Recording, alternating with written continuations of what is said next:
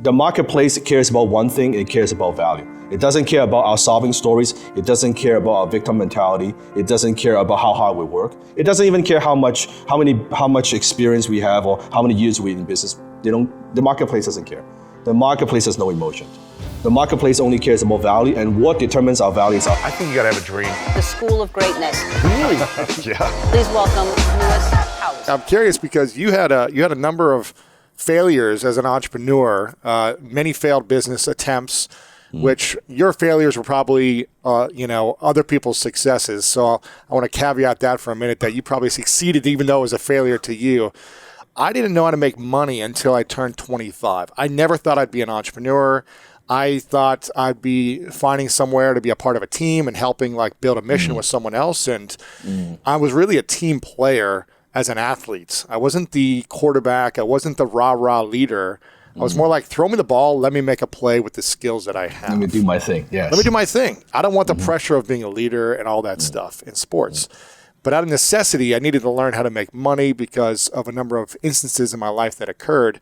I'm curious for people that have never thought of themselves as an entrepreneur, excuse me, who've never thought they were an entrepreneur, but they really want to be. Like myself, I didn't think I'd be, but I wanted to make some money. What advice would you give to starting out if they have no skills as an entrepreneur, if they've never made money before, they're not sure if they can even do it? What advice would you give? Should they even try? Or maybe are they not the right fit for that? This may not be a popular answer. I used to believe that entrepreneurs are made, not born. But now I think as I'm a little bit older, a little bit more gray hair, a little bit more mature, I think for some of us, we are actually born to be entrepreneurs. That we want to do our own thing. It just, until some incidents happen, it didn't ignite that within us, right? I don't think entrepreneurs, you can acquire certain entrepreneurial skills, but I think it's in our DNA. There are certain people, they just want to create, they want to innovate, they want to build something. It's in our personalities and our DNA, it's in our blood. So I don't think that someone, if they just work harder, that they would become an entrepreneur. If you look at the kind of the small businesses, that some say 90, some say 95% of small businesses fail in the first 5 years. You look at in let's say take US example, right? 30 million businesses, only 4% ever exceed $1 million a year in revenue. So 96% of the businesses never get past that 4%. Right? Never get past the 1 million in revenue. So if you're 1 million in revenue, you're listening to this, you're watching this, you're already the top 4% of entrepreneurs. Wow. If you're doing 10 million a year, you're 0.4% of the entrepreneurs, 0.4%. So that's a tiny, tiny percentage. Just like, brother, think about in athletic world, right? How many athletes could get to a certain level? It's like there's millions in the high school level, and then to get to college, it's 3%, and then it's exactly 3% of 3% to get to professional level. Yeah. So is it talent? Maybe. Is it just hard work? Maybe. But there's so many other factors. But I think it's they either have it or they don't. The difference is just the skills. Mm-hmm. And for me, I didn't have it until a number of instances in my life forged me to become one out of necessity, where I was like, I'm broke, I have no money, I got to figure this out. And it was almost like it made me be entrepreneurial out of necessity. Otherwise, I'd have been just as happy hey, someone else has got all the pressure and all the financial headache and the stress of losing it all. Let me just catch the ball and score touchdowns. That's a fun job. You don't have to just make plays, And then when I think entrepreneurship, it teaches us something about ourselves, right? Through this journey, we learn about our own weaknesses. We learn about who we are. We have to deal with a lot of the inner demons, the inner conflicts, and a lot of issues, right? Even now, all of us, people look at us and say, oh, Lewis has no problem, Dan has no problems. Believe me, we have problems. Right? I did a 5-hour therapy session this last weekend. There you go. Going into some dark stuff that I thought I'd already recovered and healed, but realized, it's still coming up for me in a different area of my personal life. It manifests, right? And it's important for me to always have coaches. I know you're always investing in training and coaches and mentorship and leadership around you to support you.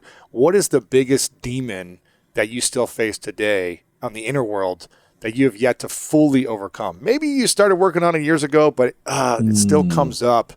That dark shadow or whatever you want to call it still rears its head in situations, whether it be personal life or professional? Ego. I say that our ego is not our amigo.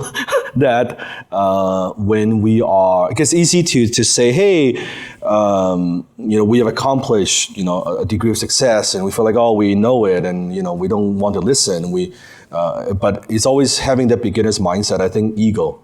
But ego is it's not arrogance. It's our blind spots, our own biases, right? Where, I always know how closing works. I always know how marketing works. I know how leadership works. But there are always new things that are coming down the pipeline. There are new things that we should learn. So I think ego, it's keeping that in check all the time. And what would you say is your biggest insecurity still?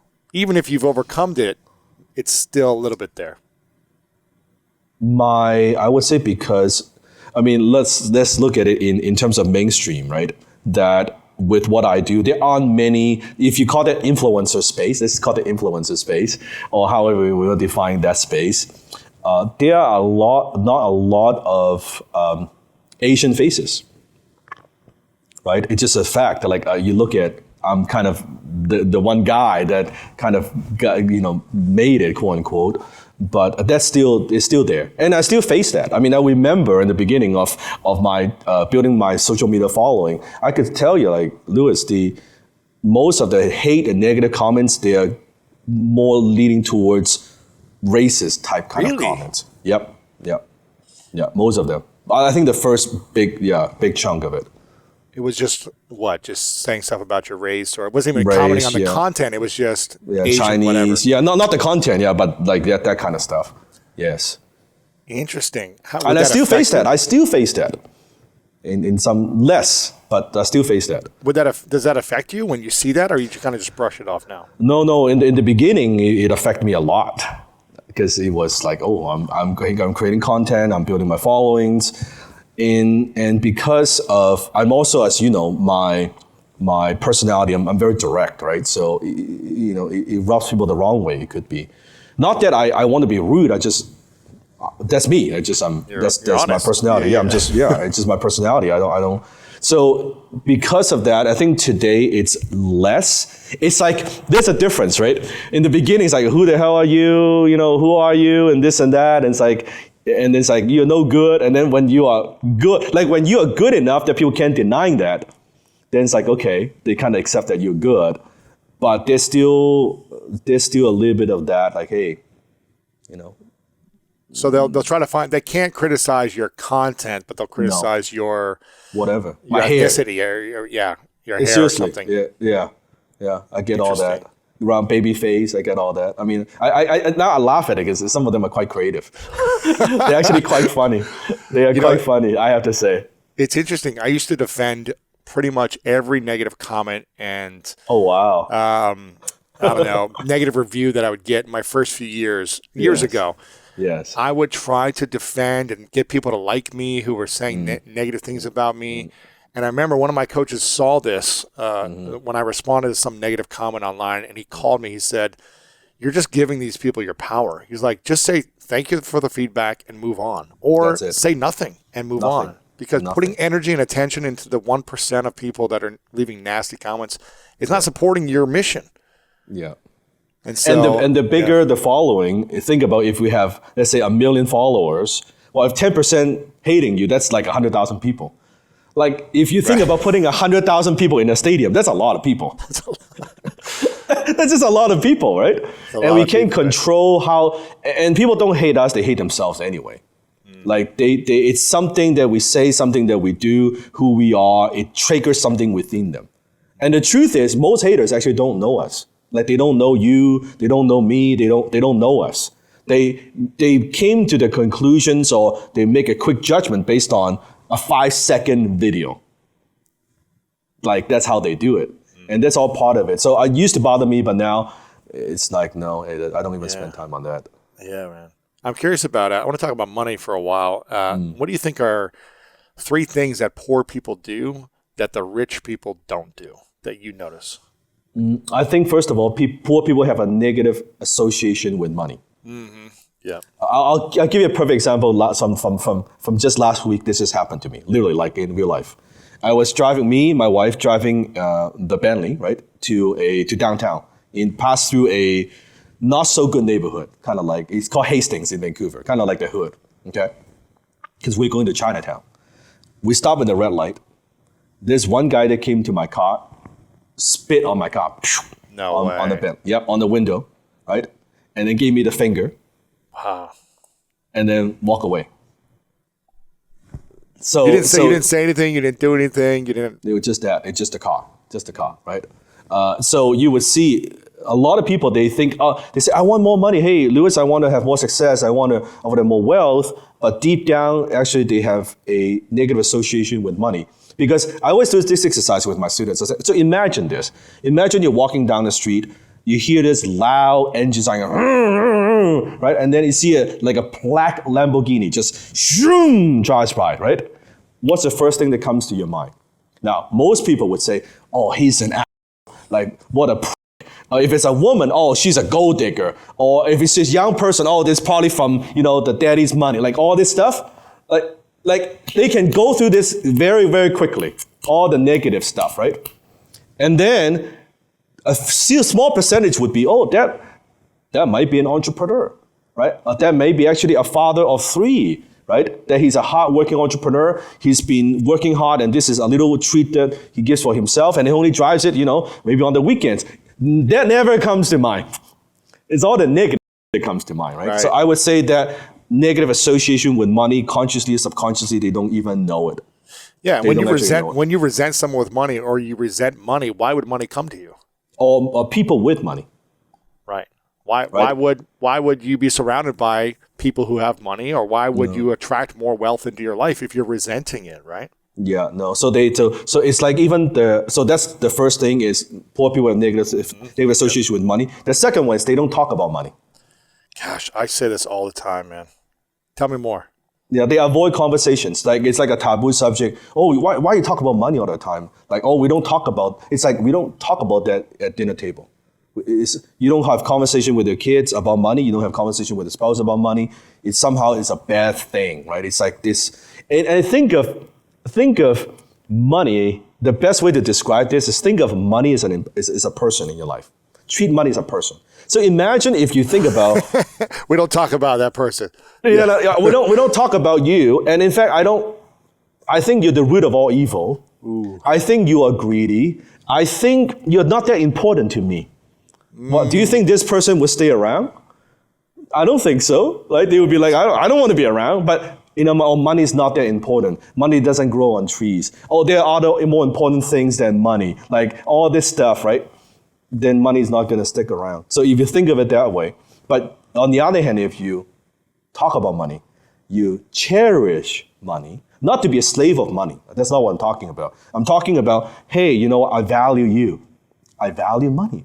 Right? I save you. I invest you intelligently, right? Like if you think of it that way, then money's like, okay, you treat me good, I'm going to stay around. Yeah. Right? You think of like that as almost like a lover. I love you, right? Oh yeah, that's good. I'm gonna love you back. Yeah. Oh, I don't like you. And I'm not gonna like you back. So that would be the second one. Okay, and the third? Yes. The third one it has to do with value. So poor people want money without delivering more value. Versus you and I, we understand the marketplace cares about one thing, it cares about value. It doesn't care about our solving stories. It doesn't care about our victim mentality. It doesn't care about how hard we work. It doesn't even care how much experience we have or how many years we're in business. The marketplace doesn't care. The marketplace has no emotion. The marketplace only cares about value, and what determines our value is our skill sets. So think about this, where if someone is very motivated, they think positively, they got no skill sets to offer to the marketplace, they're not going to make money. On the other hand, you've got someone with let's say someone comes to you, Louis, it's like okay attitude, but he's saying that, hey, Louis, I can help you with a Facebook ad. You can spend $1, I can give you $5 back. If he has a skill set like that, you'd be like, okay, I'm going to give you some money to help me with my ads, right? So it's the skill set I think a lot of people are missing. They don't understand that it's the mindset, which is what you teach, combined with your skill set. then you've got something that works. So I would say those are the main key. Those are three powerful. things. I'm curious about, I want to follow up on this. Skill set. There's a lot of people who have all the degrees and credibility in the world, but don't yes. have the self-belief. Yes. So what is more important? Skill set, actually being skilled at something, the ability to believe in yourself with the skill set and coupling the two, or the ability to package your skills to transfer for money in exchange, because a lot of people can't position or package and then sell. They might have the skill set, they might have the belief and confidence, but they don't know how to package it to transfer money. Which one of those threes, That's a good three question. are more important? I would say I used to believe it's the mindset, but now I would say I'm leaning more towards the skill set, and I'll explain why. Because let's say you're a digital marketer. I'm going to use it as an example. You're a digital marketer. You don't really believe in yourself, but let's say you know how to close, you know how to communicate your value, and you're good at what you do. Well, and someone comes to you and say, hey, Louis, you're so good at digital marketing. Let me give you $5,000 a month retainer to do my social. Well, that changes your belief system very quickly, right? So I almost like to use that as an environment. It's like I teach all my students. If you have not made $1 closing, or you're not made $1 copywriting, whatever that you do, make the first $1. You make the first $1. That's the best feeling, that first $1, man. That first $1, man. It's like podcast. Oh, you've never made $1, any money from podcast, just make the first $1. That's the difference. What's the difference between professional and amateur? Professional gets paid. Make your first $1. Now it changes. Okay, maybe I could do this. Maybe I'm pretty good. Maybe I could get better. Maybe I can do this full time. Maybe I can make a career out of this. It's easier to use the environment to shift our beliefs than try to change it just within ourselves. That's what I believe it. Like our environment is infinitely more powerful than our willpower. Way more powerful. Our environment in what way? If you want to get fit, hang around with people who are fit. You will eat better. You will want to exercise. If you don't smoke, you hang around with all your friends are smokers, guarantee you will smoke. You don't do drugs, you hang around with people who do drugs, you do drugs. We can't help but influence by the environment. So I say, why not put ourselves in an environment that is supportive of our goals? I'm very, very careful with that, very careful. Yeah, and I say the same thing. This idea of entrepreneurship has been a sexy, word and idea, Yes. especially in the last 5 years with social Yes. media and everyone Yes. kind of flashing this lifestyle. Gary Vee, talking about it a lot and everything. But as you know, it's hard for a lot of entrepreneurs to make a lot of money and sustain it. It's hard to get there, but then it's hard to sustain it for a while. When a pandemic hits or something else, people aren't prepared for that. Do you think it's possible for people who have great skills, who are part of a great team, of a great company, that never want to start their own thing and be an entrepreneur, but are valued, are part of a team, are growing with the company, making an impact in this company and the mission that they have? Do you think it's possible for people that aren't entrepreneurs to become wealthy? And if so, what are the strategies they need to be applying right now in order to start having their money work for them as opposed to only working for money? I love that question. I've never been asked that question, and I have a very good answer. One thing I learned from my mentor, he said, Dan, you don't get rich on income, you get rich on equity. You don't get rich on income. So if for someone with the skill sets, think about a ship, right? There's only one captain. We're going from here to there. So you look at Jack Ma, who started Alibaba. Yeah, Jack Ma is very successful. Well, but the initial founders, they didn't do too bad either, right? So you have the people who maybe you are the founding members, the founding team with a startup that is going places with the right visionary, with the right founder and CEO. Which, by the way, that's also, I think, only certain people fit that profile. That's what I believe in.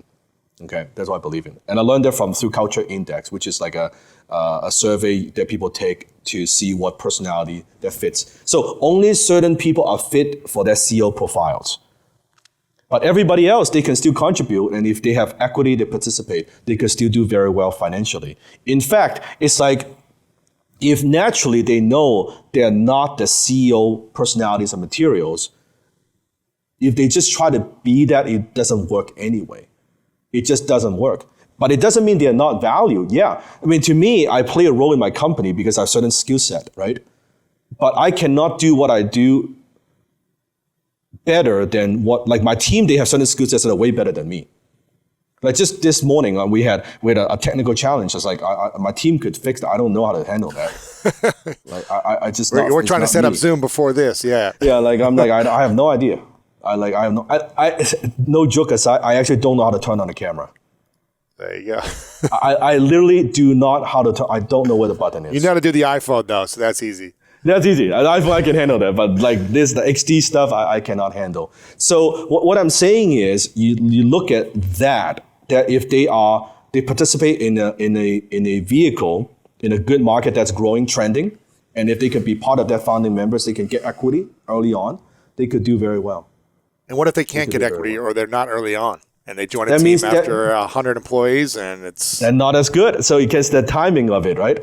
The timing of it is you want it to be too early, higher risk, too late, that means you don't get as much upside. And also depends on your skill set, right? What's the skill set you bring to the table? But they could do very well. It's called entrepreneurship, right? Mm-hmm. Entrepreneurship, yeah. And what are some things that people could do if they say, oh, that's not me, but I'm making a good salary and I'm going to be making more money? What could I be doing with my money so that it earns me more? What would you suggest? Every one of us needs to be an investor. Doesn't matter how we make the money. I teach a concept called the wealth triangle, right? Which is kind of got 3 parts. The first part is what I call high income skills. And I define high income skills as skills that could make you more than $10,000 a month. Okay? $10,000 a month. Because I noticed something about human beings. Whenever we get past that 6-figure mark annually, something shifts. That I rarely see someone go past 6-figure and go back to $50,000 a year. It becomes a new comfort. It's a very once you know how to get there, you could stay there. It becomes it's a fascinating thing to see. So I think that $10,000 a month, $120,000 a year, high income skills, and then the second part is what I call a scalable business. A scalable business, not just any business, but a business that is scalable, such as a software business, an influencer business, or e-com business. A scalable business, and then you have what I call high return investments. And I define high return investments as investments that would give you a 10% return year in and year out, 10% return or more. So you look at this wealth triangle. Now, here's the thing. If you have high income skills, you're already earning income. Your scalable business gives you profits, and your high return investment builds your net worth, right? Wealthy people talk about net worth. They don't talk about income, right? They talk about net worth. So you look at this. Now, let me ask you this question, Louis. If someone who is like, I'm making $30,000 a year, I want to get into some real estate stuff. You're like, do you have a high income skill? Put into it, yeah. Yeah. Do you have high income skills? No. Do you have a scalable business? No. I want to buy some properties with no money down. Kind of risky, right? Because if you follow this, the first thing you got to focus on is increase your income, meaning develop skill sets that the marketplace would value. Do that first. Now, with a scalable business, you can start one, or you can also invest in one. It doesn't always mean you have to start one. So you can invest in one that throws off profits, and then you've got your high return investments. See, when we come to high return investments, it's about the preservation of the capital. It's not about getting the maximum return. We don't need it to get 50%. I just want 10%. Because I'm making money with these two things. Right. You just don't want that sitting in a bank and not making anything. That's right.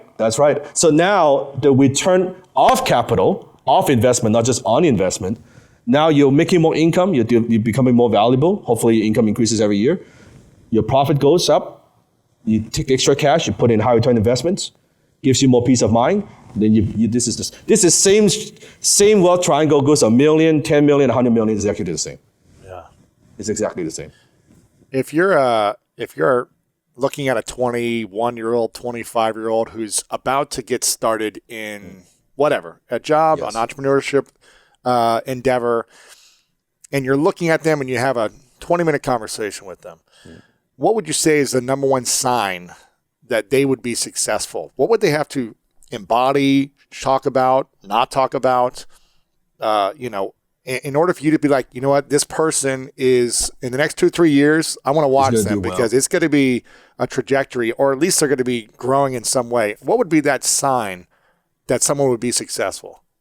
Someone who has the obsession to learn.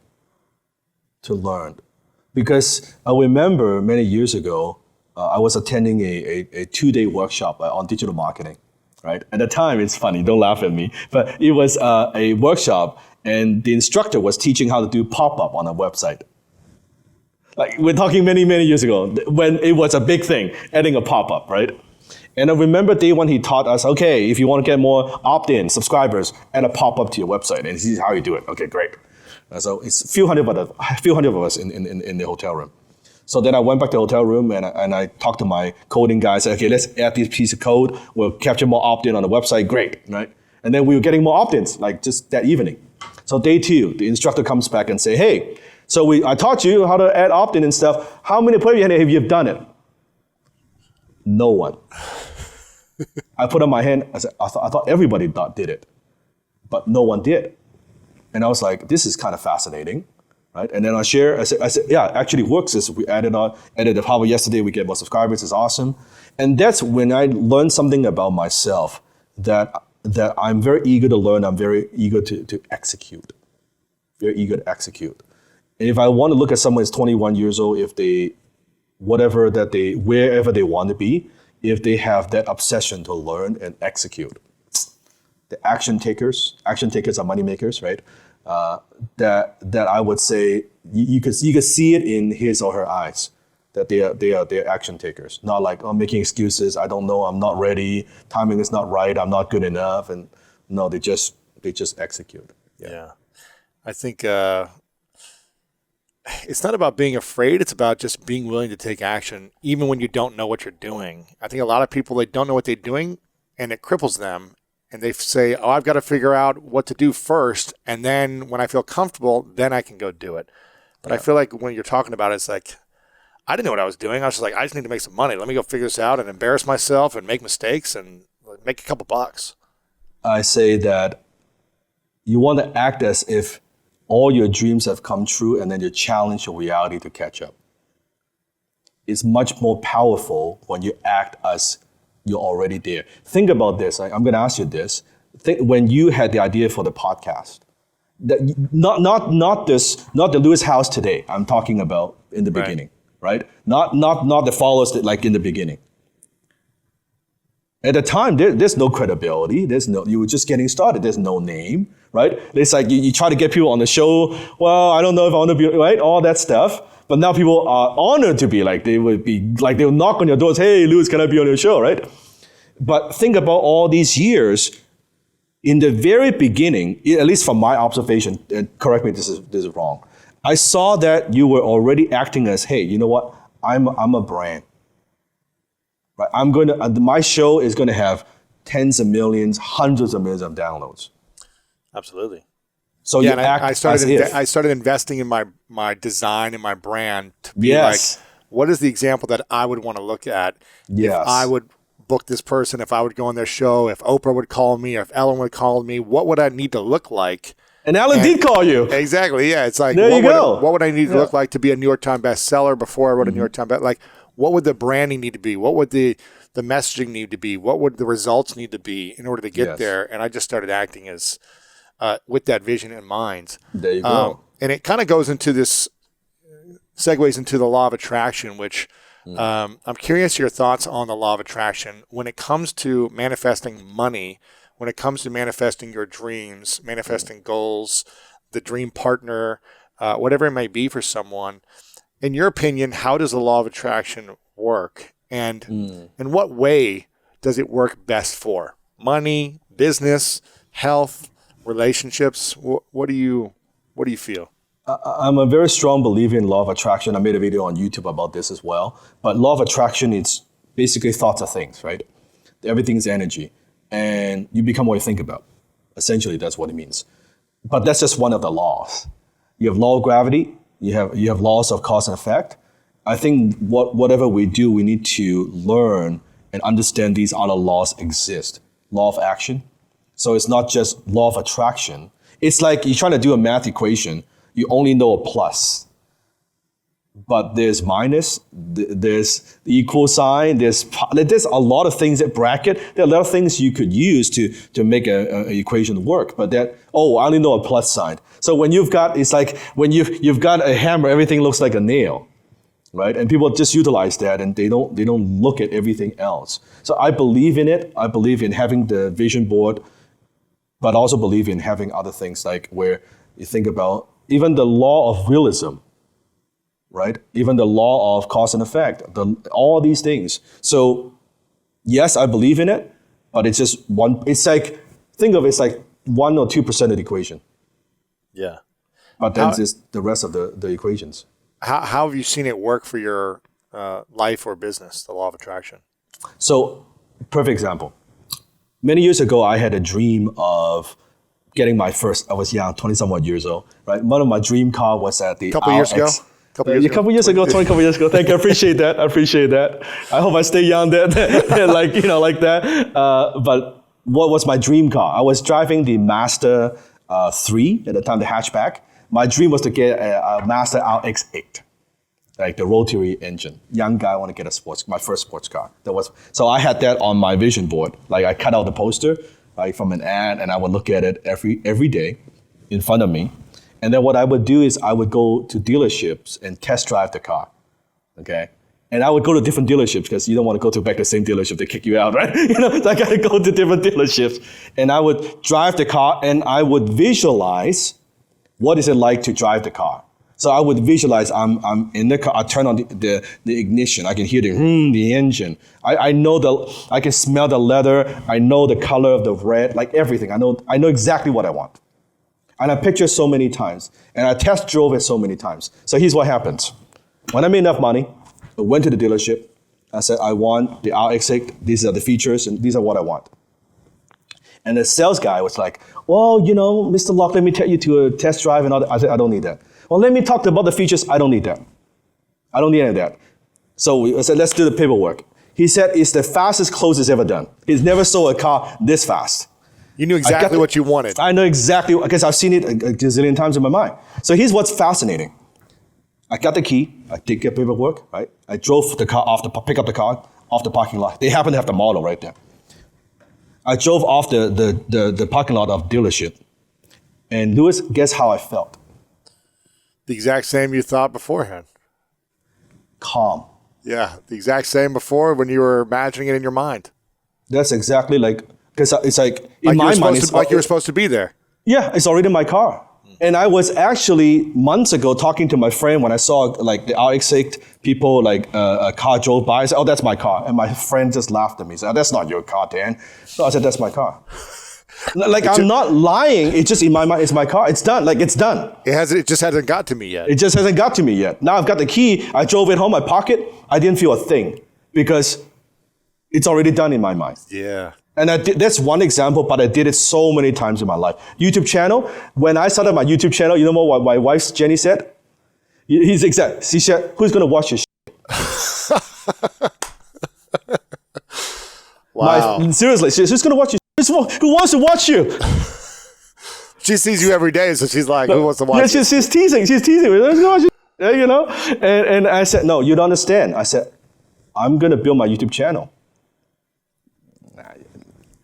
No, it's saturated, it's not gonna work. I said, listen to me, I'm gonna get my first silver button. 100,000, yeah. 100,000, I cut out the silver thing, right, put it on my wall vision board. I said, I'm gonna get that. And then when I hit it, my wife is like, that's it, man. I'm gonna get to the 1 million, subs. She's like, nah, who's gonna watch your shit? And I had that goal, and the same thing happened again and again and again and again in my life. So now I have the new vision. I want to build a unicorn, right? A tech empire. I do exactly the same thing. I have my vision, I know, and then now I'm attracting the people that can help me do that. Now I'm looking at deals. I bought a couple deals already, going to that direction. So I act as if I'm already there. Then everything else falls into play. The people, the context, the relationships, the capital, they just come. Skills, everything, yeah. They just come. What's the amount of money that maybe it doesn't scare you, but let's just hypothetically, what's the amount of money that you're like, man, I don't have that yet, but that's a big number that maybe your billionaire friends have or whatever. You're like, gosh, that's a big number, and it's not in my net worth yet, but what is that number that scares you? $1 billion. Billion. $1 billion. Yeah. What do you think it would take for you to get there in the next 3 years? It would take me to do something quite very different from what I'm doing now. I remember when I was making six-figure income as a copywriter. 20-somewhat years old. I mean, that's good. Like six-figure. It's great money. It's good money. I was happy, but then I knew in order to transition to the next level, I had to let go what I have. What got you here won't get you there. So I fired all my copywriting clients overnight, one night. I said, all gone. I'm going to focus on developing my own online business. And I did it probably a few times in my career. Every single time I have to reinvent myself, I have to let go see, what's difficult. You have to let go of what works. So my biggest strength right now, what I have, is my social media presence. That's not going to get me to the B. Really? Nope. Grant's getting pretty close. Yeah, with raising capital, that's if it's just like influencer, right? Right. If I think he raised like $500 million, I think, from his. That's good. That's a great model. Yeah. That's a great model, right? And something to emulate, but am I doing software though, right? That's the only difference. Right. So I know it's not doing this, it's leveraging this could be okay, but I need to change what I do to get to that. You need to let go of something. Level. You can't make YouTube videos all day and expect yourself to get to $1 billion unless you're Mr. Beast. And then the business cannot be just about just me. It needs to be something. You got to scale yourself. Yeah. Gosh, isn't that interesting? The thing that is allowing us to build and generate more wealth and revenue and opportunities is the personal brand, but it's going to have to separate some or scale around, right? And so what it's like this. My biggest strength is, my biggest skills is my ability to close. But if I could close and my team can close, I can't scale. Can't do it. So I need to have a closing team. So my biggest strength, once I get to the next stage, becomes my biggest bottleneck. And the same here. My biggest strength that got me to here will become my biggest bottleneck to go to the next level. So I'm aware of that, and I'm already saying, okay, what do I need to do? What do I need to shift in order to get there? And I'm okay. I'm totally okay with that. If you had hypothetical scenario, someone came to you and said, I'm gonna, I get a little morbid at times, but I'm gonna shoot you in your head and your entire everyone you love and everyone you know that you care about in 3 years. If you don't reach $1 billion net worth, what would change your mind now to let go of certain things? What would you do in the moment from now into those 3 years in order to make sure that happened? If you had to, obviously you can take as long as you want, but if it had to be in 3 years, I would probably. I'm already doing it, but I would speed up the pace of me letting go of things, the current operation, right, with the transition, and I would focus 100% on the just acquisition investment side, because that's the only way to get there, from my perspective. Acquisition meaning acquiring software companies that you can then acquiring feed. Companies, and then put a group, and then you go from there. Interesting. Yeah. So you're already doing it. Doing now. You're already doing it, but you would just, if you had a gun to your head, you do it faster. I'll do it faster. I would do it faster. Interesting. Yeah. What do you think is your biggest fear over the next 5 to 10 years as you go for the $1 billion mark and beyond and everything else you want to do? Not so much the fear of business, the fear of or life stuff. I don't think I have a lot of that. Where I think I also managed to balance quite good. Not a whole lot of fears, because I'm not attached. It's not like I got to get in 3 years, 4 years, 5 years. I don't really care about that. It's a challenge, as you know. It's more hey, I set the goal. Can I get there? Who do I have to be to get there? But it's also a little bit like, can I do it? What's my potential? I think I could, but could I do it? It's like YouTube. I think I could hit 1 million. Could I actually do it? Okay, I could, but can I get to the next level? It's more like that. Yeah. how does someone overcome the identity of imposter syndrome once they've reached the six-figure mark of copywriting and, but how could I get to $500,000 or $1 million? I could never do that, or I could never get to 10 million or 100 million or $1 billion. How do we overcome that identity of imposter syndrome that so many of us put on ourselves in the transition of life? I'll share with you what works for me. It's interesting because when I was making six-figure, my mentor, Alan, my first mentor, he invited me to a mastermind group, okay? And it was like 5-6 guys, and I was the youngest guy, like I was young, and all these guys are like millionaires, successful business guys, way older than me. And I felt, you want to talk about imposter syndrome, I felt like, well, I don't belong here. I'm young, I'm not experienced, my business is only a few $100K, I shouldn't be here. I shouldn't be here. So I would be like almost like a mouse. I wouldn't speak. I would just take notes and they would talk and all that. And after a while, I was like, something clicked in me. I started taking notes. I started hearing the problems. I see how they solve problems. And just one day it clicked for me. These guys are just like me. They're not 10 times smarter. They don't work 10 times harder. They're just like me. And when I had that shift, suddenly the imposter syndrome disappears. Now I'm more vocal, now I'm sharing. I'm like, oh, Dan's got a good idea, like I'm sharing. And they naturally pull me up. They're natural. And now before you know, now looking back, looking back, that mastermind group, the very first mastermind group I belonged to, those guys, and we're still friends, by the way, after all these years. We're still good friends. What they have done in business, now looking back today, right? I'm looking at, okay, wow, like that to me now is a small business, right? So the same thing here, I'm looking at that next level, hang around with people at that level, and something will click for you. It's like, you know what? They're smart, but they're just people. Right. There's nothing they can do that I cannot do, right? It's just like you met billionaires, you've met a number of them. Like, what are your thoughts? You see them at first like, oh, maybe they're like super crazy intelligent, right? But after you hang out with them, what are your thoughts?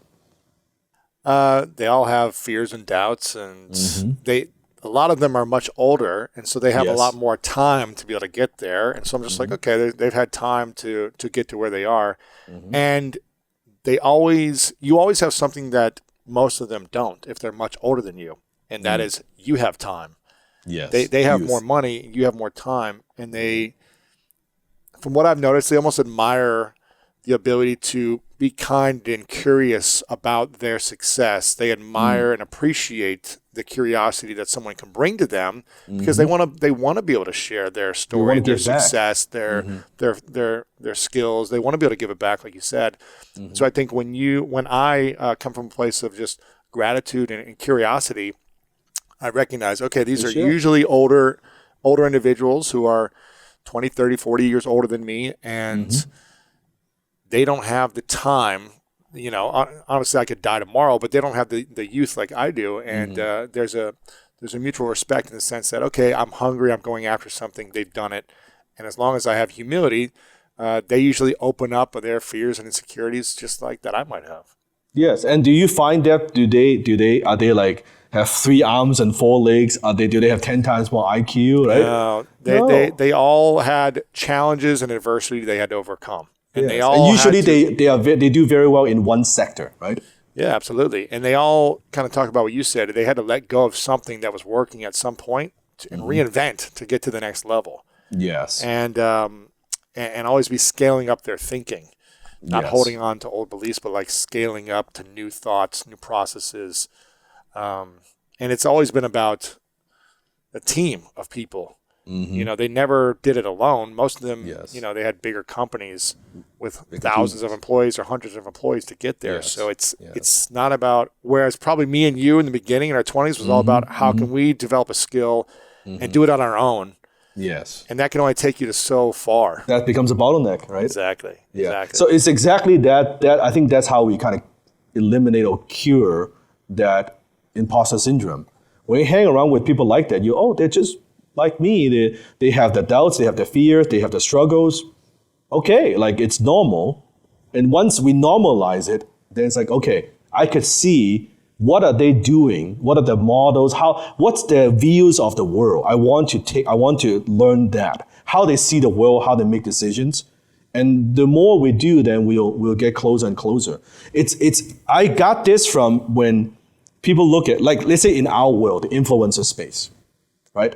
You have the friends, the colleagues we hang out with, right? We all know, right? That's who we hang out with. And we've been hanging out in here for a long time, right? When I joined YPO, when I hang around with executive CEOs of like massive companies, like when I have these two worlds collide, first of all, they don't know each other. In fact, they don't even speak the same language. It's like it's speaking two different languages. And I noticed this is fascinating. I'm kind of in the middle, like two worlds collide. Right? I see the finance, I see what they do, I see the leadership, the management, I see the marketing, the creativity, the innovation from here. Like I see these, I'm like, this is powerful. And I kind of take both worlds. I'm like, what if this world knows more about this world, which they don't, and this world knows more about this world, wouldn't that be more effective? And I could see the potential of that to be able to do that. Taking something, a product, but you infuse it with digital marketing, branding, social media, how powerful that would be. But they don't talk to each other. So I see an opportunities there. That's how I see it. If I can marry the two and then do something from there. You've been around a lot of wealthy people. What would you say are the 3 best habits of wealthy, rich individuals?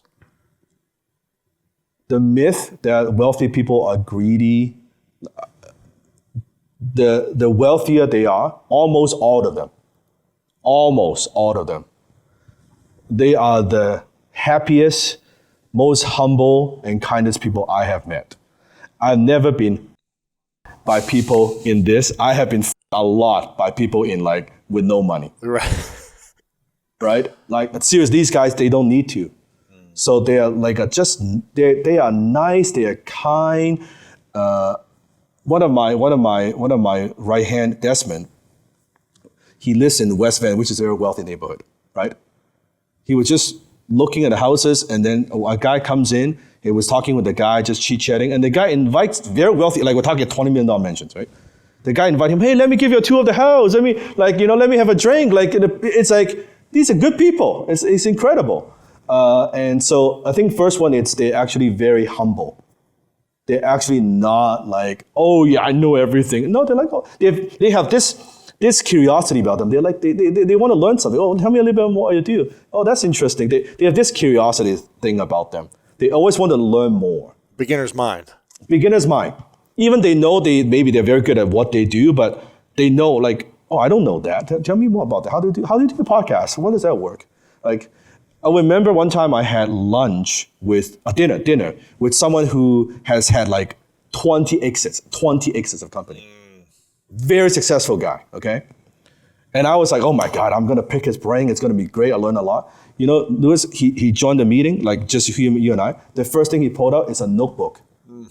He wants to ask me how I do things to take notes. I'm like, no wonder he's successful. No wonder he's successful. It's incredible. So humble, curiosity, right? And the second thing is they think big. Yeah. They don't think about measly little problems. They think about how to solve, like, you solve what? A friend of mine who is the landlord of this building that we're in, he has a company, a public company, that sells solo windows. So you put these windows on this panel on your windows. It's invisible, but you can capture sunlight. Solar invisible window. Yeah, like so you turn into electricity, right? So he's working on stuff like that. He wants I want to put this in all the buildings in North America. Like crazy. You know, they think about stuff like that, right? He also has a company that develops like skin repair, like kind of stuff. Like it's some crazy things that he's into. And I'm like, I'm not thinking about that. Yeah. Right? Okay. So they think big. They think big. Okay. They think big. Third best habit. And the third is they always, what you just said, they always put their people first. They never say, I did it. It's my team, it's this, it's, you know, they're very, it's one thing I learned from them, and they taught me this, they don't use the word I. Just use we. Let's say a certain project went well. It's not my YouTube channel, it's our YouTube channel. Right? It's not my project, it's our project. We did it. So from a leadership perspective, I learned to eliminate the word of I did it, it's just we. Even if I finish a speaking gig, we finish a speaking gig. Right? It's not I finished a speaking gig or I was on. No, the team is excited that we are going on Lewis Howe's podcast. Oh, great! Oh, that was awesome. Like the chat is blowing up, right? It's not me. I'm going into Lewis. No, it's we. Mm-hmm. So I think those are the three things. Mm. Yeah. What do you believe is your greatest leadership quality and your weakest leadership quality? I'll talk about the weakest first. My weakest leadership quality is I trust people too much too quick. And that has cost me tens of millions of dollars. No joke, tens of millions of dollars. A lot of the people problems that we have last year, and I'm transparent, like last year, I lay off a lot of people from the company too, that because I was trusting them, oh yeah, I think they will do a good job, and I don't check. So does that mean like a lack of training or proper onboard training to make sure that everything's up to what your standard? Not even training. It's I should have delegate a little bit more systematically. Not like, hey, here you go. Like there you go. Is what it is, and I don't go back and check. So check the work. Yeah. Check the work, the quality control, and see if actually is it the right person in the right seat. Mm-hmm. I thought they have a good attitude. That's cool. That's great. So it's like people say, hire for attitude and train for skills. No, I don't believe in that anymore. I said you better hire for skills. You want someone who's done it, who come in with skills. Because if they come in with no skills, chances are you're paying for the education. Yeah. So I would let's say if I want someone to grow my podcast, I want someone who's built, like who's done that. Who's already done it, yeah. Who's already done it. Like, oh, I work with so-and-so, work with so-and-so. But I grew the podcast to this many million downloads. Okay, you're hired. I would say. The challenge that I've found, correct me if I'm wrong, yes, maybe you found something different. The challenge I've found is when it's almost like you have to hire for skills and attitude. Because I've had some people come in, great qualifications, skilled, do an amazing job.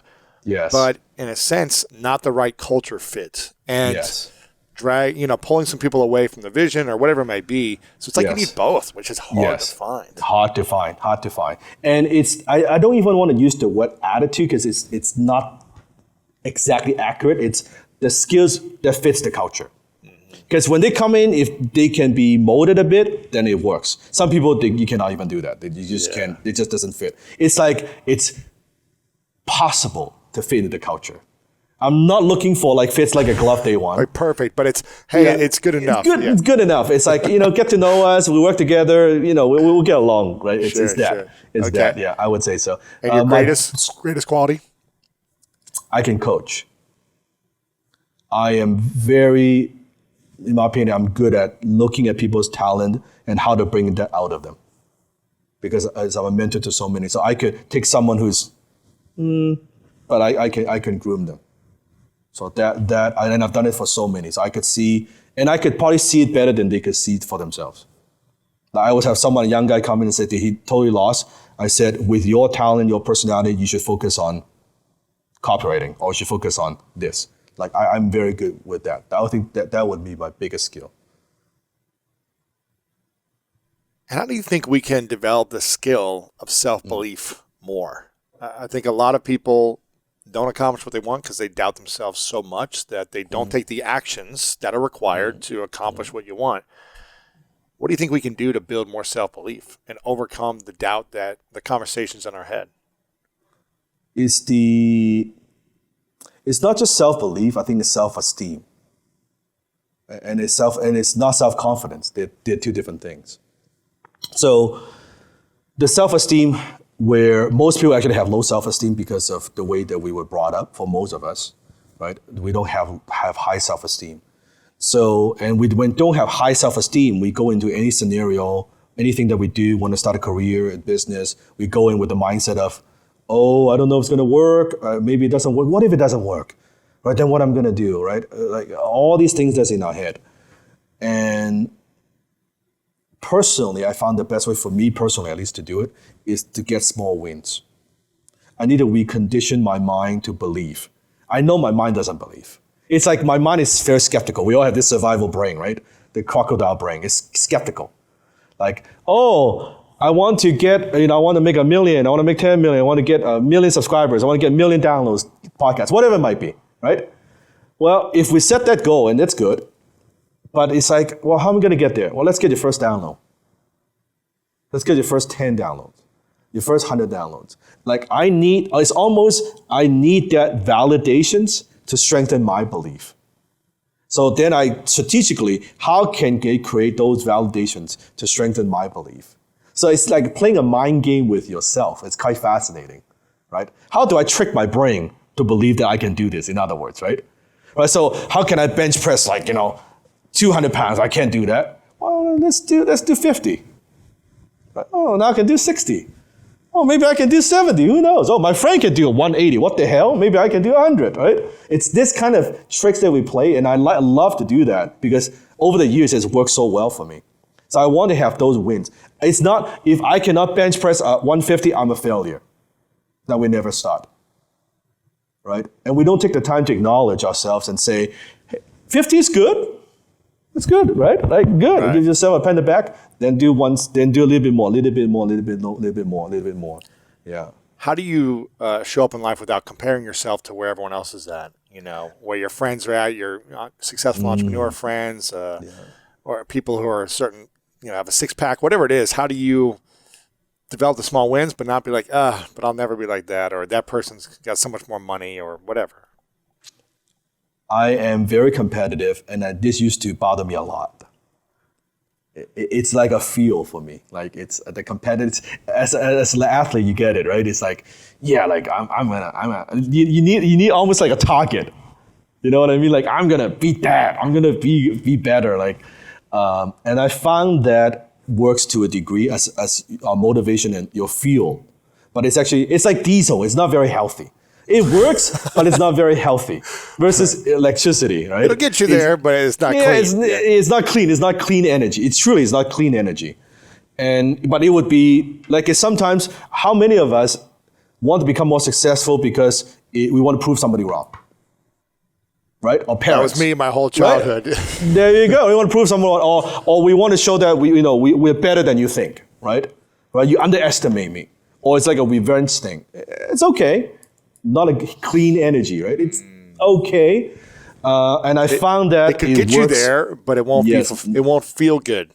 It won't feel good, and it's actually very destructive because you probably self-explode or self-sabotage to a degree. And I found that it works, and then later on, can I be very transparent? Yeah. Okay, I'll be very transparent. When I set up to do YouTube, I looked at Tai Lopez, I looked at Grant, I looked at a number of like influencers. I said, I want my followers to be bigger than that for YouTube. At the time, I have 100,000, whatever, not as many.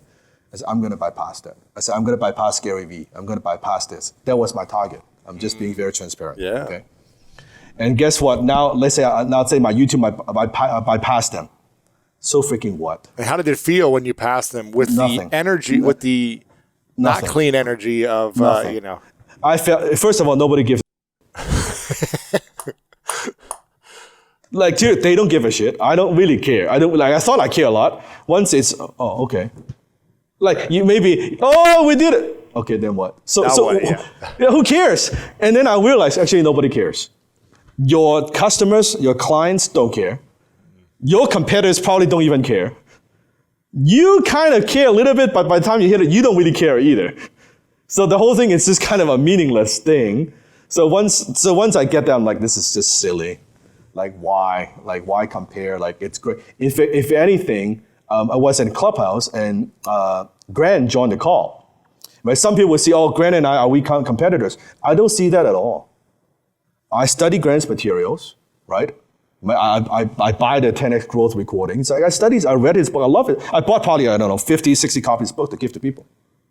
Right? So I don't see that at all. I admire what is done to accumulate the social capital, convert it into real estate assets like this. No one's ever done this before. This is brilliant. I can learn something from that. I can learn something, look at what Ty is doing, what Gary Vee is doing, what all of them are doing. I'm like, I don't see that. And it's like, hey, we all have our own paths, and it's not like, it's all ego. Right? You have more subscribers, you have more downloads. But the truth is, your audience doesn't care. No one cares. It's just our own little ego cares a little bit. But when you do hit it, you don't care either, so it doesn't really matter. Yeah, and when we focus on, what I've learned was the hard way, is when we focus on running our own race and becoming the best version of ourselves, and reaching our vision and our potential, we don't have to be constantly saying, well, how do I beat this person or that person? We're just becoming the best version that we can be with our goals. Yes. And we will never be happy, because you can always find someone who's higher. Yes. Much higher. So there's no finish line either. There's never a finish line, and so then it's not healthy. Then we don't enjoy the moment, and it becomes very. That's why I say it's a one kind of energy, but it's not very clean. It's not very sustainable. Convert it into electricity. It's better. It's cleaner, and you'll be happier. And I learned that the hard way. Truly, I learned that the hard way. Me too, man. It took me 30. I mean, when I turned 30, I realized, wow, I'm doing this the wrong way. I was able to get results and accomplish goals, but never felt good inside, because I was always doing it to prove people wrong, or to compete, or to be the best. And the problem is because it works to a degree. It does. It's like this. Like I know it's not clean energy, but it kind of works. I'm accomplishing stuff. I'm getting stuff done. But then long term, it doesn't work. It doesn't work. I want to ask you about martial arts. I know it's a big part of your life. Oh, yes. I love that. What would you say are the 3 biggest lessons you've learned from your entire martial arts journey, whether it be from your first lesson that you took as a young buck, or this morning in the dojo? What's the 3 greatest lessons that you've learned? I love martial arts, and a lot of my business philosophies today, I learned it from martial art. As Bruce Lee, of course, I'm a huge fan of Bruce Lee. And I would say the 3 big things that I've learned, this is going to go deep. Let's see if we're going to go deep. I'll talk about the first one. So in first one, in martial art, in anyone that's learning a style, like karate, taekwondo, boxing, whatever it might be, at first, we have to learn what they call the form. You got to do the forms, right? How you do the forms, how you do a punch properly. And that's great. But then after a while, we have to learn it, master it, and then we have to forget it.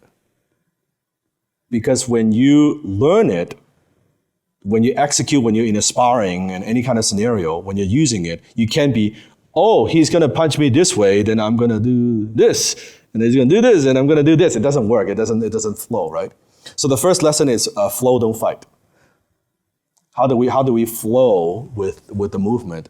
And you don't come into any scenario predetermined. Oh, you're gonna throw a kick, then I'm gonna block, and then I'm gonna hit this way. It's never gonna be like that. It's just like in business. Oh, what is the blueprint? Well, there's no blueprint. Because it depends on how the marketplace will react to your offer, to what you do, the customer. Business is dynamic. By looking for a blueprint, you've already failed. Because by definition, it's about never-ending problem solving. Yeah, adaptability. Yeah, it's all about solving bigger and bigger problems, right? There's a blueprint. So I think that would be number 2, to flow, don't fight. And the second one is this. I learned from Bruce Lee. I'm going to say it in his quote. I'll do my best to rephrase it. He said this: before I learned the art, a punch is just a punch, a kick is just a kick. After I learned the art, a punch is no longer a punch, a kick is no longer a kick. And now I truly understand the art. A punch is still just a punch, a kick is just a kick. So a punch is a punch and a kick is a kick? What did he say at the end? After I truly understand the art, a punch is still just a punch, a kick is still just a kick. Got it. So what he's saying is that in the beginning, when you don't know anything, you learn something. I don't know how to punch, now I know how to punch. And then you learn different ways. Oh, I didn't, like, if you don't know anything about martial art, you just, I'm going to punch like, sucker punch, right? But now, you put your hand this way, you know how to jab, you know how to uppercut, how to cross, how to hook, you know combination, right? You know how to bob and weave, you learn how to kick, you know how to do all this stuff, right? But then once you learn so many things, just like in business, just like in life, you've got so many techniques. But then there's no attributes behind the techniques, right? You and I can throw a same punch. We can throw a jab. Mike Tyson can throw a jab. Well, Mike Tyson's jab is a lot more deadly. Still a jab, but the power, the speed behind the punch is completely different from all of us, normal people. So what Bruce was saying is, you learn all these techniques, but ultimately, how do you simplify what you do? So knowledge is daily increase, but wisdom is daily decrease. So how do you learn? You don't know nothing, you learn a lot, and then you narrow down to not knowing a whole lot. And now you know, so you from not knowing anything now know 100 things, now I just need to know these 5 things that work. Simplify.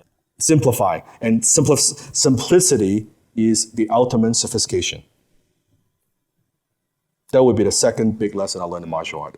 That it's like now when I close someone, before, many years ago, I would have 50 ways to close a sale. I have now one line. What's that line? What would you like to do next? That's it. So before you learned every strategy and technique. Oh, would you like it in blue and red, like alternative clothes, puppy dog clothes, you name it, right? No, what would you like to do next? Now, it's very simple, very elegant, but then there's the stuff behind the stuff, right? So that's simplicity. I love that. Like you could, on a closing call, you could take control with just the first line. I'll demonstrate. Can I demonstrate very quickly? Please. Yeah. So if you, instead of saying, hey, how are you? That's, how are you, sir? How are you? I teach, when I do this, I said, instead of doing that, a simple line is, what can I do for you? Now, it's a very simple line. But that simple line, I can deliver it with different tonality. So let me demonstrate. This is fun. This is going to be fun. So I'm going to do it wrong, then I'm going to do it the right, the first. Let's do it in different. So first one. So imagine if you're on the phone, I'm a closer, right? So you just, Louis, tell me like the feeling that you get from like just raw, just whatever comes to mind, okay? Okay. First one. Hey, what can I do for you? Desperate. Desperate. Excited, desperate. Passionate. Anxious a little bit. Yeah. Anxious, little bit, salesman. Yeah, very sleazy salesy. A little bit salesy, right? Okay. So second one.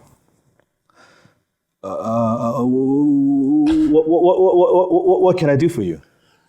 Nervous, scared, unsure, uncertain. Uncertain. Yeah, not believing yourself. Not. Okay, let's try the third one. What can I do for you? Not credible. Not credible. Not credible. More like people pleasing a little bit. Happy-go-lucky. But fake, a little bit fake, right? Yeah. A little bit fake. Okay, fourth one, and I'll do the last one. Fourth one. What can I do for you? Not caring. Not caring. Don't care about the job. Don't want to be here. Don't really want to be here, right? Yeah. Okay, last one. What can I do for you? Certain, clear, calm, trusting. Yeah. So it's one line. Yeah. It's the same punch. It's the attributes behind the punch. So we're not talking about different closing lines or scripts or even how you close. I'm just talking just the opening. I have lost or made a sale with just one line. Wow. Right? Just with my tonality. I haven't talked about your needs. I haven't talked about budget. I haven't talked about anything. If I say, hey, what can I do for you? I've already lost the sale. I don't need to continue 45 minutes for the rest of the call. I've finished. I've lost the deal.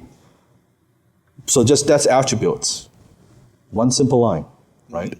So that's where the depth that comes in. It's a jab, but it's a Mike Tyson jab or just a regular Joe jab, right? This is, that's the difference. That's powerful. That's a good distinction. Yes. Okay. Yes. And then the last one Yep. would be So as Bruce Lee talks about that, and then I love his philosophy and his very famous quote. He said, "Be water, my friend. Be water, my friend." It's about emptying the cup. And we notice in martial art that, and that's why I love Bruce Lee's martial art philosophy. It's the Jeet Kune Do, that's his martial art style, means the way of the intercepting fist. It is not about, hey, you have a Japanese karate style, Korean kicking style, or Thai boxing, or whatever. It is about learning these things, accumulation, and then strip away what doesn't work, what works for you, and then you combine that together. So it's not like I'm a judo guy, I'm a kickboxing guy. No, like I can kickbox, but I can also do judo. So it's like this, I am not a copywriter. I can do copywriting. I am not a YouTuber, but I know how YouTube works. I'm not a public speaker, but I could speak. So I see those as skill sets. It's not my identity. It's just a skill set that I have. And I can combine all those. So you see how what I do, like martial art fits into everything I do, like that's... Absolutely. Yeah. Absolutely. I want to talk about identity for a second, because I think this is a topic that can hold a lot of people back, or it could propel them forward. How should we be thinking about our identity in terms of the words we use, the attachments we have to a self-identity, the things we do, or how should we be unattaching to identity? What's your philosophy about identity in general? I have an Instagram, one of my most popular Instagram graphics, a cartoon. It's a picture of a person and then with a chain ball in the back, right? And the quote is, most people don't become who they want to become because they're too hurt. You cannot become who you want to become because you're too attached to who you were. You're too attached to who you were from the past. And I think our identity changes with us, right? So in the beginning, maybe you see yourself as an athlete. And then you see yourself as an entrepreneur. And then you see yourself as a podcaster. You see yourself as an influencer, as a celebrity influencer. Like, I think it changes with us. The key is making sure that the identity actually serves us and is who we want to be, right? And I like the identity to be just a little bit, a couple steps ahead of who. It should make you feel a little bit uncomfortable. What's your current identity? So you talk about branding, or you're talking about my own personal? Personal, business, life. How would you identify if I said, hey, who are you? What do you do? What would your identity response be? I love that. So the branding wise is king of closing. That's what closing in person, in print, online, offline. That's what I focus. That's what people like to pigeonhole you. You need to give them something to pigeonhole you. Just like the school of greatness, right? People need to pigeonhole. Once they get to know you, they know you're just much more than that. But they need something to grasp, right? To kind of latch onto. In terms of self-identity is really the CEO of a tech investment firm. That's how I see my identity.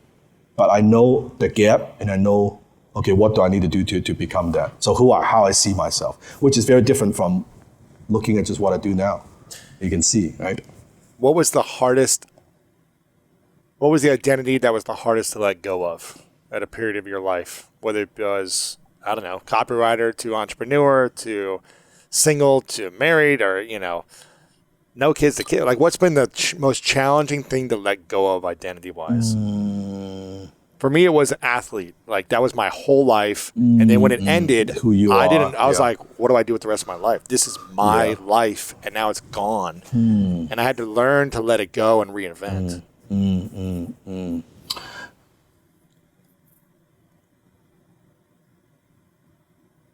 I would say it is from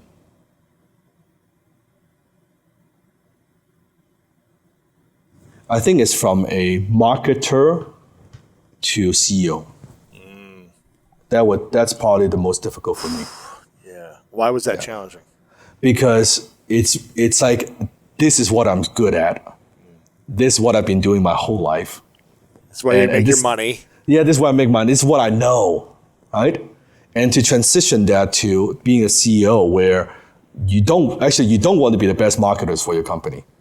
You don't want to be the It's hard to find someone to replace you. Yeah, like how do I find someone? No one knows it, and especially for us, it's our personal brand. Man. That's even harder. Who knows how to promote Lewis House better than Lewis House? Yeah, it's so hard, man. Right? Like how do you do that? So I think transitioning that was the most difficult. But I'm glad I made a transition. But that transition was hard, and I think I'm still transitioning. Not done yet. But it's better.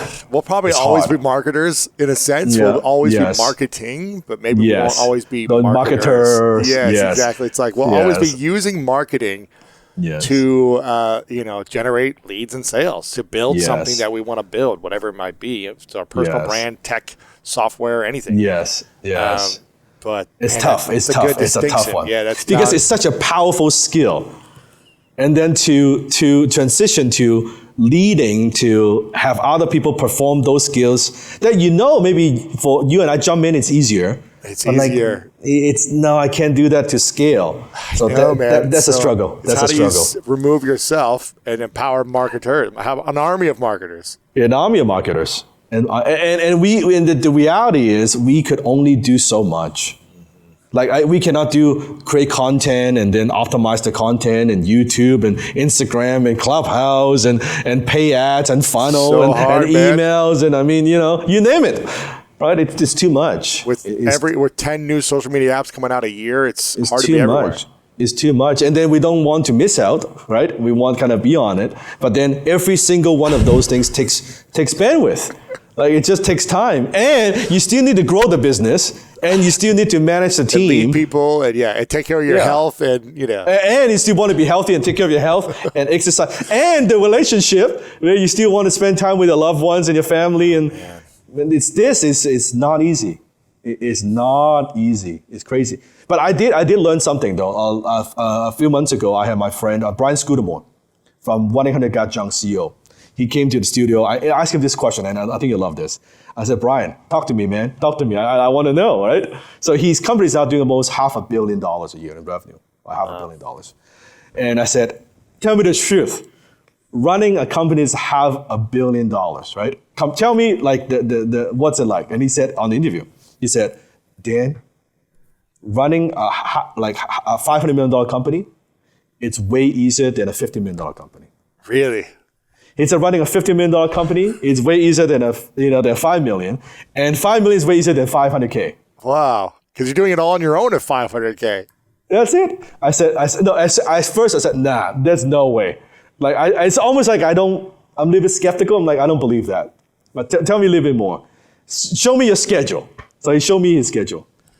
So go to the office how many days a week? Come on, tell me the truth, man. You sleep in the office? No, I go to the office 1 day a week. I said what? 1 day a week. What happens to the other days? Well, most days he works in Starbucks, right? Starbucks before the COVID, a few hours a day. He takes like 2 to 3 days off a week. He takes 2 months off a year. I'm like, what the heck? He said, yeah, because I've got the team, I've got the people, I've got everything it runs. I'm like, bingo. That tells me. It probably took him decades to train the team and find a team and build the culture and the systems and processes. I mean, that's the work. He was saying, Dan, when I was doing $1 million a year with 1-800-GOT-JUNK, it's him hauling the trucks and we're moving junk. He said, now it's like we do couple million a day. I'm not doing nothing. Yeah. I'm not doing nothing. I'm not. And he's got a very strong integrator, like very strong, like president running the company. So he's like, he makes all the decisions. He does his visionary work, strategies. So we hang out here for half a day. He talks to me, and then won't ask me about social media. He does his stuff. I mean, it's awesome. I learned from that. I'm like, okay, that's a goal. That's a role model. So bigger is actually easier. They have more time off. It's not a hustle kind of thing. So that's what I learned. I hope that's useful. Yeah, it's good. What's a belief and a thought that you have in your mind? Maybe it's a little thought or a little belief. It's not strong all the time, but maybe it's still there, a thought or a belief that holds you back.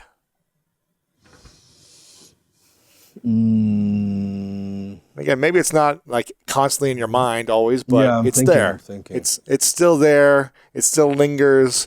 It still tries to hang out with you? Maybe it's a little bit of the I'm not ready. Ooh.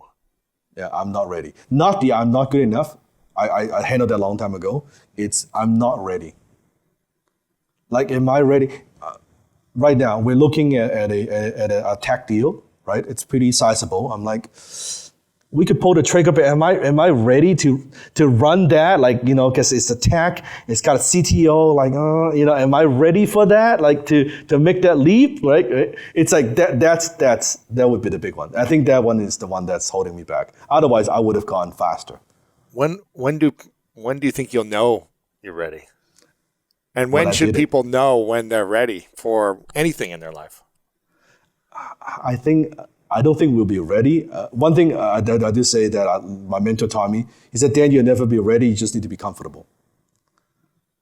You just need to be comfortable enough to make the decision to pull the trigger. So I'm looking and I'm like, I don't think I'll be ready until I'm in it. Just like you won't know you can have a podcast with so many listeners until you kind of do it. Until you do your first show, your 10th episodes or 100th episodes, right? Then it's like, oh, I can do this, right? It's that. It's like now we are setting up the on the investment side, like raising capital.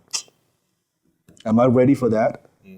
How would the world perceive that? What would that look like, right? Now you're dealing with regulations and all that stuff. It comes with it, right? Am I ready for that? So I have that. I think that would be the one that's holding me back.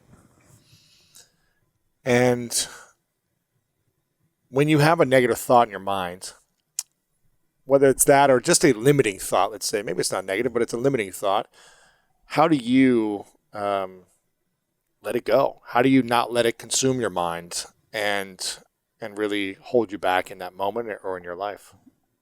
Goes back to I need the validations from the environment.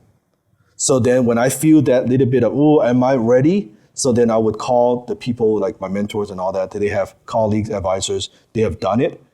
And they would be like, okay, why do you think you're not ready? Well, I'm not so sure about this. What about this piece is going to run this? Would the product after I buy it, would it tank? What if it's, I don't know. And if it is some technological stuff that I'm not aware of, I mean, that would be a big problem. Well, just have a CTO to do the due diligence, that they would kind of veer left brain and say, do this, and this. Are you okay? Are you comfortable with it? I'm saying, I'll be more comfortable, right?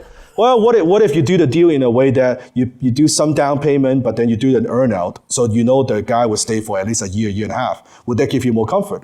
I said, yeah, that would give me more comfort. So they would teach me how to use techniques and business acumen to make me more comfortable, right? Yeah. So it's that kind of thing, which I may not be aware of, or even I know, but then they would tell me, maybe you never thought about it in this way. Yeah. And that helps a lot. So that's how I need to do it. Like, I'm not a guy that sits and then suddenly from not knowing or from no belief to belief, I need those micro things that move me forward.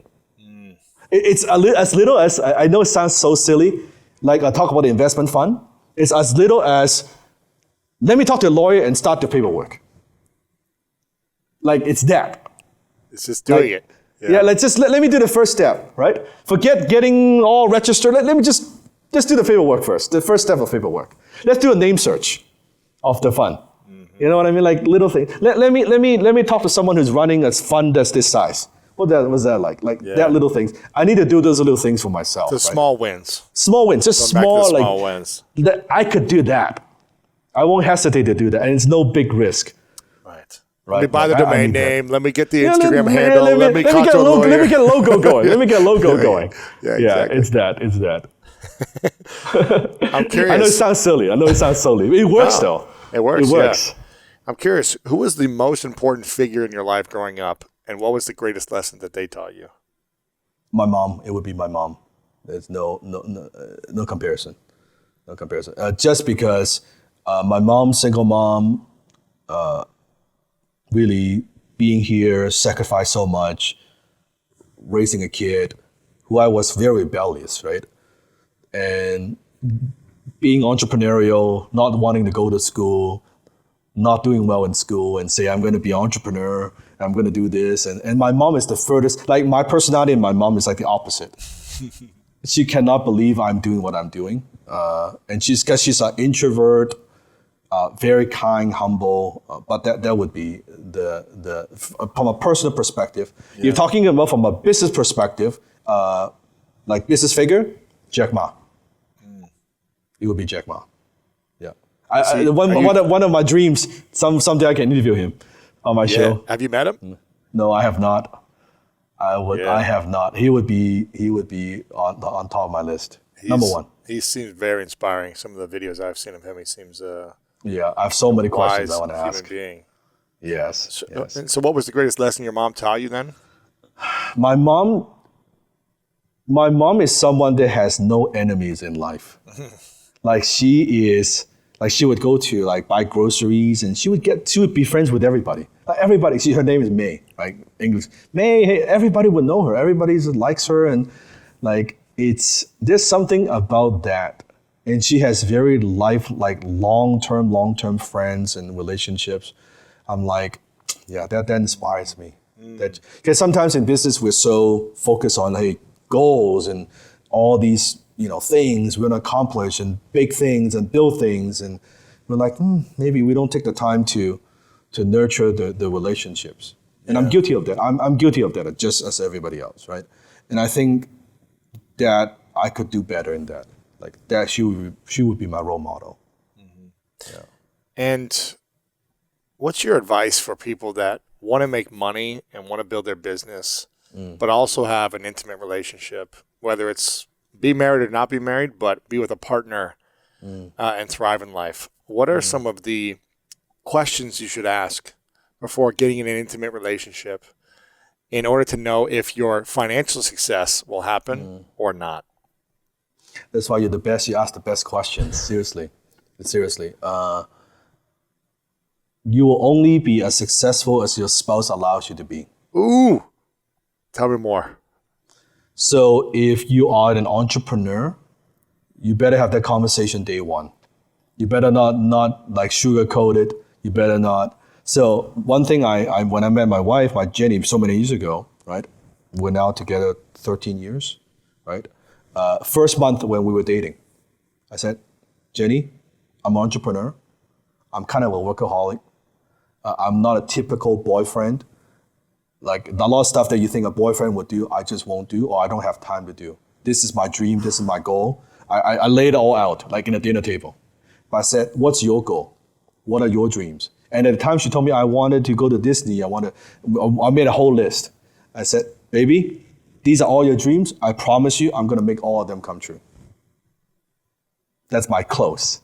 I'm going to make every single one. Take care of your dad, take care of your family. I'm going to do all that for you, right? But at the same time, knowing a lot of stuff I cannot do, or I'm not good with that. Are you okay with that?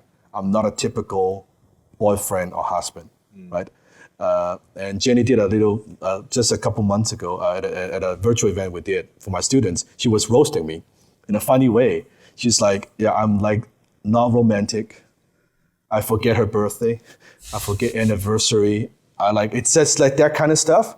But it's better to communicate that up front, because you cannot have a spouse that is not 100% on board. They would destroy your progress. You would self-sabotage. Imagine you're doing your thing. Hey, I'm growing the business, right? I'm building something. Well, you don't care. How come you don't spend as much time with me? How come you're on the computer all the time? Or how come? It just doesn't work. You know, why do we need so much? Imagine you have a spouse saying, oh, Louis, it's okay. You already have a lot down on this, so you don't need to grow. It's okay. I'm happy. I don't need more. Don't get more from me. You're like, that's not helping. That's not helping me, honey. This is not helping at all. I'm going through a lot of shit. Yeah. Don't be telling me that. It doesn't help me, right? So if the spouse is not 100% on board, it's just not going to work. Yeah. Because it's hard. This is hard. This is not a 9 to 5. This is hard, man. This is not 9 to 5 of, we get off work Friday, let's have a drink, and Saturday, like I don't need to think about what I do. No. What's a weekend? What's a weekend? Yeah, like 24/7, man. It's 20. Like we don't. Is it Sunday? Is it Monday? Who cares? I don't know what days are. Yeah. Who cares? Like no one. The marketplace doesn't care. Mm-hmm. So the spouse, be upfront, tell them better than sugarcoat it, and then later on they find out their expectations are not the same. And if you want a lot of money, you want to have wealth, and your spouse has negative association with money, or they don't like money, or they don't want a lot of money, you got a problem. You will have a big problem. Because I've seen it again and again. What are a couple questions you should ask the other person when you're, getting ready for commitment, and whether it be together as a boyfriend, girlfriend, or just marriage? What are 2 or 3 questions you should ask to make sure financially this is the right? I don't know what is the perfect question. Here's what I asked. Yeah. And just what I asked. I said, what's your ideal life? What would the ideal life look like? And if she said my ideal life is my husband being home half the time and being around and not gonna work. Yep. Coming back at 4:00 every day a little early. And I want you to disconnect and just spend time with the kids and don't. Okay, it's not gonna work. Yeah, it's not gonna work. Right. I also asked, what's your ideal husband? Like what would you expect from a perfect ideal husband? Right. All that. And then I also asked her, what's we call that your landmine. What's something that I won't go there and I won't touch? And she knows mine, and I knows Jenny's, and that's why we never go there. Like there's certain things where you will never say that, and she would tell me, never say that to me. You go there, we're done. Like it's just gonna be bad. So I never say certain things, ever. We can be arguing, you just never go there. And that's why we don't argue. Because we know that's the minefield, that's my line, we don't touch it. We just don't go. I know a friend of mine, his thing is with a spouse, he hates when the spouse walks away. Because woman's like, I don't want to argue, I don't want to talk. His thing is like, when that happens, he flips. Explodes, yeah. He just explodes. But she just doesn't want to be, she just wants some distance, but he just explodes. So when they communicate, it's like, don't ever do that. Then she doesn't do it, and they're okay. What's the thing you appreciate about her the most in your life? Being such a supportive wife, because I'm not a good husband as far as I'm concerned, quite frankly. Like it's just Valentine's Day. Recently. Okay? Yeah. Nothing. No flowers, nothing. We were driving. It's like, oh, I see flower. What's it? Oh, is it? Oh, February 24th? Oh, happy Valentine's Day. Oh, okay. Like, she doesn't get mad. She's like that to me, I'm really appreciative. I'm just not good with those things. Like, it's not. But our relationship is great because she understands. Like, I will show my love and care in a different way. In a different way. Because my mind is occupied so much with other things. That I don't spend time spend time thinking about those things. But that's, I think, one thing we work in a business together. So we're 24/7 together all the time, for 10. So we see each other, we live together, we work together 24/7 for I don't know how many years now, right? And we're good. Like we don't get tired of each other. We don't argue. We don't, so that's, I'm grateful. You're both aligned. You're both aligned with the expectations. Yeah. Like I don't need to, I need to get away from my spouse. I need to get away from we don't have that. We don't have that. And when do you feel the most loved in your life?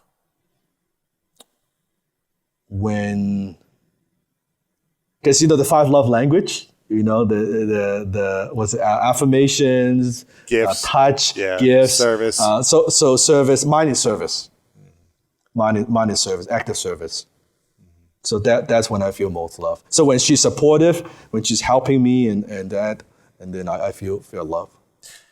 In the last year, it's really been a year now since the pandemic started. Yes. When was your heart the biggest? When did you feel the most warmth, the most love, the most intensity of your heart expanding the most? When, it would be when I made a decision to let go of some of the people on the team, and the existing team members was very supportive because I thought it would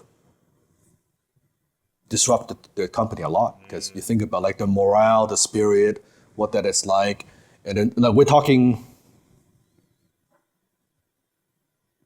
maybe 40% of people. Well, you let them go. Yeah, that's a big cut, right? And to be able to do that, and then finding the team actually more united, better connection, happier, and just like, yeah, that warms me up. Like it's incredible. Because with what we do, I spend more time with my team than with my family, because in business all the time. So we're very close, and to be able to see that, and they, because they could easily be, oh yeah, now I'm now demotivated, I'm this, and like they could go very wrong, right? But not one person. I mean, like not one person did that. That was just incredible. That motivates me even more and say, okay, we got to grow. Because I could grow, so I could be able to reward them even better. Yeah. And what's one thing that you're proud of that most people don't know about you? Maybe it's not public information, or it's not talked about that much. One thing I'm most proud of, I'm trying to think. It's not in your bio. It's not in your About Me page. It's I think some people know this, but the proudest moment would be, now I share with you at 17, my mom and dad got divorced, right? So then 16, and then my dad went bankrupt at 17.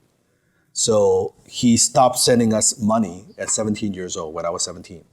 My mom has never worked a day in her life. So like we were living off of whatever little savings that we had. And that's how I got into business, because I wanted to make money, right? And I had a lot of resentment towards my dad at that time. Actually, I didn't talk to him for a few years.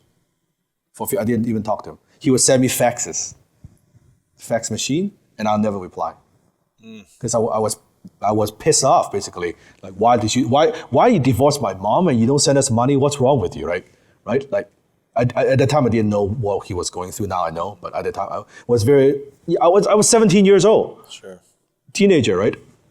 And afterwards, I talked to my dad again, and many years later, and I was making more money. So there was this. We're talking many, many years later. Now I'm like way 10 years later, more than that. And I know my dad was struggling financially. So I was in Hong Kong. I remember I took him. So now we're okay. Like he saw me. He was like hugging me and kissing me. And by the way, my dad never kissed and hug anybody. Like he's kind of a Asian father. Like sure. But he was hugging me, kissing me, crying. I'm like, what the hell is going on, right? So was that the first time you seen him in a long time, or many years? Wow. His hair is like great. Like he's like many years. And I took him to in Hong Kong. We were walking, right? And I said, "Hey, Dad." I said, "Dad, I mean, you see that window there?" I said, "Yeah." So I said, "Window there, right?" I said, "You see that right there? Yeah, okay." And I pulled out a set of keys from my pocket. I said, "Dad, that's your unit." Wow. And I put on his hands. And I never forget the look. First he was shocked, but he was like just speechless. Wow. Because think about that, he wasn't supporting me. You know, he made some mistakes. And now going back, and now it's like, to him, I'm guessing, but it's like, don't worry, your son is fine. I take care of mom, I take care of you, don't worry. And then my dad, all he did, I still remember, he was right here. He put his hand on my shoulders, right? He's on my shoulders like this. He said, he's looking at me, he said, let's get lunch. That's all I need to hear. And a few years later, then, unfortunately he passed away. But that was a very special moment that we had. I never forget that. Wow. That was the proudest thing, more than anything I've ever done. Wow. Doesn't matter all the none of the that was the moment for me. That's beautiful. You gave me chills just hearing that. That's beautiful, man. Yeah. What's the one thing or one question you wish more people would ask you that they don't ask you?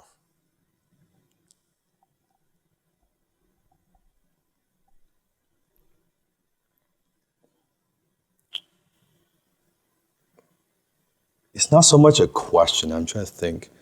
Is I would wish more people would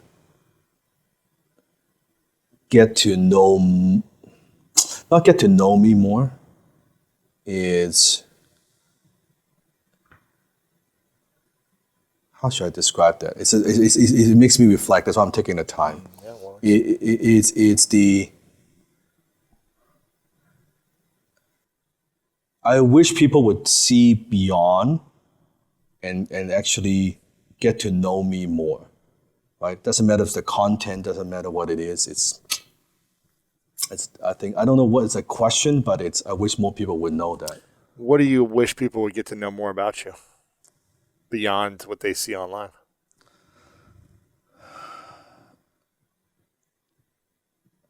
That I'm a teacher at heart. That I'm a teacher at heart. That's my passion. And we talk about business accomplishment, but I think at the end of the day, I'm a teacher at heart. That's my passion. And that's what I want to do. That's my purpose, right? Doesn't matter how big my company gets, I still want to allocate part of my time teaching. Yeah. That would be it. And if they would be, if they need help and they're willing to learn, and I wish they could see that. They could, doesn't matter if closing and skills, doesn't matter, but there's something, because I could see what I've done for so many. There's something that I saw, maybe something I could do, I don't see a lot of people could do. That's a little bit different. A lot of my students, they call me Sifu, because Sifu is like sensei in Japanese martial art. Sifu is like the mentor in martial art term, right? In Asian martial art. So they all call me Sifu, so it's like mentor. And I take that word very seriously. So I wish more people could see that. Yeah, that's cool. Yeah. Well, I'm learning a lot from you, man. I appreciate you sharing, and I've got a lot to learn from you for many, many years. So I'll be learning. I'm whatever learning from share. you, man. It's mentor learning from mentor, man. Of course, man. Yeah, and hopefully we can hang more soon in person and can pick your brain Absolutely. more. Absolutely. Just a couple questions left for you. Before I ask them, I want to make sure people check you out on social media. I mean, you're everywhere. Millions and millions of followers. Dan Lok, or Dan Lok Official, on different platforms. YouTube, millions of followers. Instagram, Facebook, all that. So I want people to follow you. You also have a what is it? thesmartchallenge.com. Create your personalized roadmap to an unbreakable business in 5 days or less. I'm assuming it's a free challenge that people can go through for 5 days. So the Smart Challenge, we do this live, 2 to 3. We just finished one. We do this maybe 2 to 3 times a year, which is a 5-day. I take them through everything that kind of what I am doing to be more recession-proof and pandemic-proof. Right? Because it's one thing to be recession-proof, it's a whole other thing to be pandemic-proof. So I walk through the business model, how I do social media. Basically, it's this. In the 5 days, I teach how do you use social media, combine that with a scalable business model, and how do you scale with a remote team. That's what that 5 days is about, right? And it's like, I think it's $40-$50 for the challenge. So not free challenge, but $50 to get it live. And every single time we do it, we get huge response. Like people just love it. There you go. Thesmartchallenge.com for that, to help you for your business in the future and now in recession or pandemic or anytime to really just become more bulletproof, really, as a business. And how else can we support you before I ask the final 2 questions? I would say is if there's anyone listening to this, if they're entrepreneurs, if they're in the tech space, if they're looking for capital, looking for partners, that's what we're growing. That's the space that we're in. So if they're software founders, if they feel that there's some synergy, just contact us. I'd love to hear from them. Yeah, and do you know Dan Martell? Yes. He's in the SaaS world. I'm not sure if that's part of the tech SaaS world you're looking at, or more. It is. Yeah. Dan actually coaches me on 2 of my SaaS. Oh, there you go. He's a smart guy. So Yes. but if you're in the tech world, reach out to you. So I'll have people do that for sure. Okay, this is a question I ask everyone at the end. It's called the 3 truths. So I'd like you to imagine a hypothetical situation that it's your last day on earth many, many years away. You get to live as long as you want, but eventually you got to turn the lights off, Dan. Yes. And you have created and accomplished everything. Business, relationships, life, everything you've ever want to put out and make, it's happened. But for whatever reason, hypothetically, you've got to take it all with you to the next place. You've got to take this interview, your books, your content, your courses, the businesses, they go with you. So no one has access to this information anymore or any of your written word or audio or video. Wow. But you get a piece of paper and a pen. You get to write down on the last day of the 3 biggest lessons that you would share with the world, or what I like to call 3 truths. What would you say would be those if you could only share 3 things? Wow, that's a deep one. Wow. It makes me reflect my whole life. My mind is like spinning. Yeah. Wow, that's a good question. I got to learn from that. That's such a good question. As an interviewer, holy shit. So I can only write down on a piece of paper to communicate to the next To the life. world, this is all they would have okay. left to reminded by you as you're a teacher at heart. So what would you share with the world? These 3 truths, 3 lessons. And this is it. They don't get anything else. Wow, it's not this difficult. Okay, so the first one would be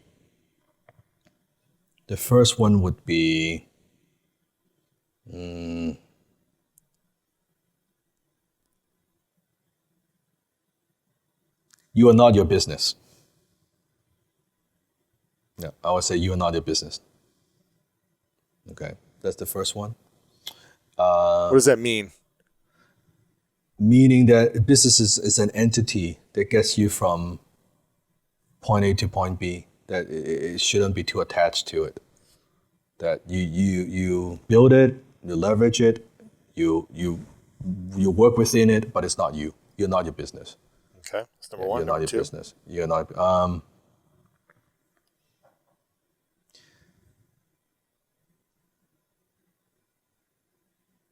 Seek fulfillment, not accomplishment.